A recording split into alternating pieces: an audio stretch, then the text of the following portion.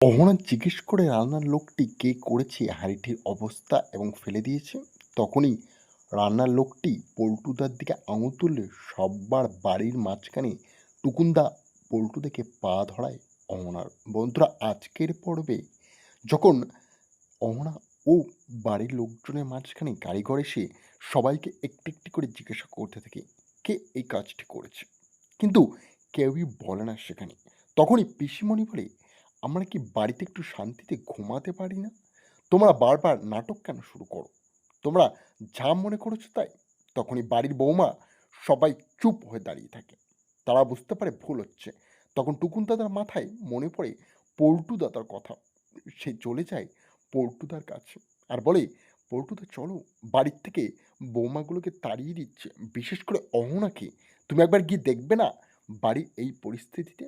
তোমার তো যাওয়া দরকার। অহনাকে তাড়াচ্ছে শুনে পল্টু দাদা নিজেকে আর আটকাতে পারে না। সেভাবে সত্য কথা বলছে টুকুন, আর সে বাইরে গেলেই সঙ্গে সঙ্গে জিজ্ঞাসা করায় রান্নার লোকটিকে যে কে করেছে কাজটি, এই ছেলেটা। তখন রান্নার লোক দৌড়িয়ে গিয়ে বলে, হ্যাঁ, এ নিয়ে গেছিল আমাদের কাছ থেকে হাঁড়িটি, এবং সেই কথা অস্বীকার করে সঙ্গে সঙ্গে পল্টু দাদা বলে, আমাকে কেন খামোখা এর মধ্যে জড়াচ্ছ? আমি তো করিনি। তখন টুকুন দাদা বলে, তোমাকে কে জড়াচ্ছে? আমরা তো কেউ জড়ায়নি।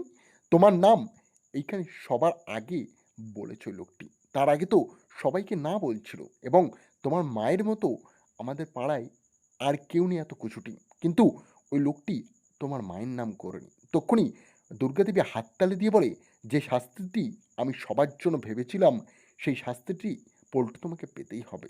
তোমাকে ওনার পা ধরে ক্ষমা চেয়ে সে হাঁড়ি কলসি সব কিছু মেজে তুলে দিতে হবে ওই ব্যক্তিটির হাতে। তখন পল্টু বাধ্য হয়ে বাড়িতে থাকার জন্য সে সেই সব কথা মেনে নেয় আর বলে, এর বদলা সব